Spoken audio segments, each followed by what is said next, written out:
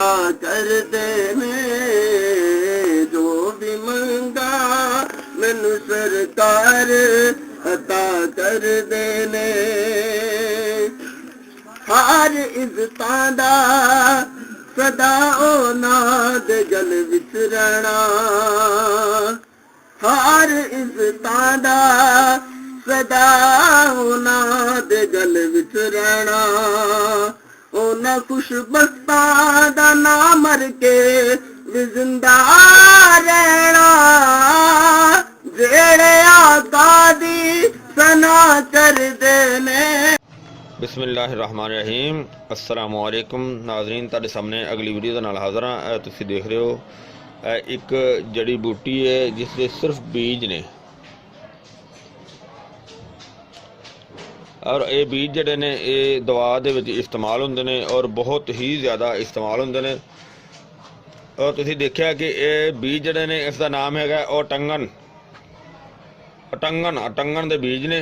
इनू तुखम अटंगन भी कहा जाता है तो अटंगन दे बीज भी कहा जाता है और इनू तुखम अंजरा भी कहा जाता है और मुख्तलिफ ज़बानां दे विच इसका नाम हुंदा है। और इसनू तुसीं देखिया कि इसके बीज जड़े ने वो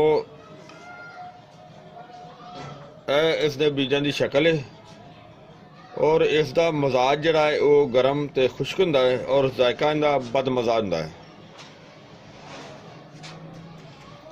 और इसका जनाब बहुत ज़्यादा इस्तेमाल जड़ा ना वो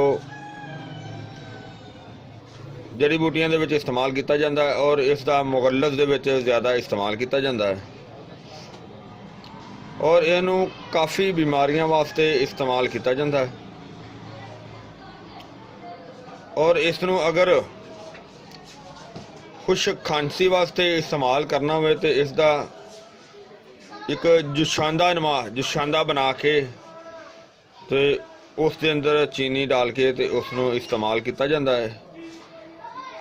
और इसका जो जुशांदा इस्तेमाल किया जाए तो उसके फायदे बहुत ही ज़्यादा होंदे ने, यानी कि खांसी वास्ते भी बेहतर होंदा है और वो फेफड़ियां दे विच जिहड़ा कि सांस की रुकावट होंदी है उसके वास्ते भी बड़ा अच्छा और बेहतर फायदा करता है। और इस तो इलावा इसका सीने दे जिहड़ा ना वो सीने दे विच यानी कि सांस की रुकावट वास्ते भी बड़ा बेहतर फायदामंद है और यानी कि अपने जिहड़ा ना कि बलगमी मादे नूं साफ करता है और बहुत ही अच्छा और बड़ा वधिया इसका रिजल्ट होंदा है।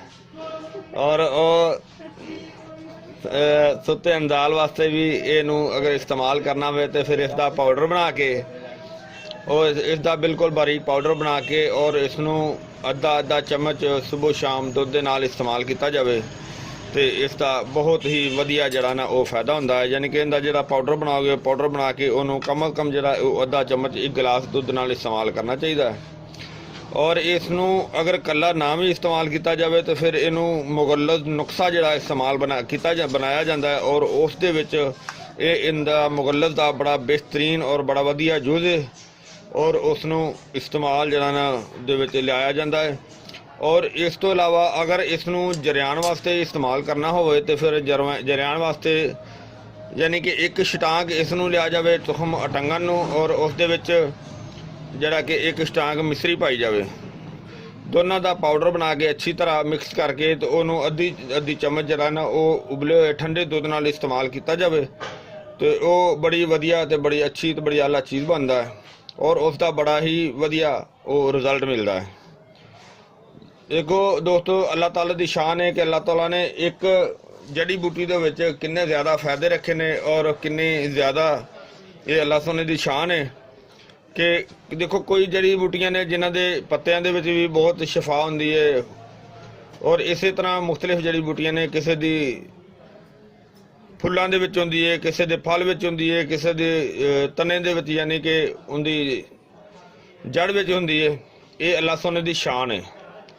तो दोस्तों उम्मीद है इंशाल्लाह ये तुहानू वीडियो अच्छी लगेगी। इन्हू तुसीं लाइक करियो, शेयर करियो, सबसक्राइब करना बिल्कुल ना भूलना। तो अगली वीडियो ना फिर मिलांगे। इजाज़त, अल्लाह हाफिज़, अस्सलाम वालेकुम वरहमतुल्लाहि वबरकातुहू।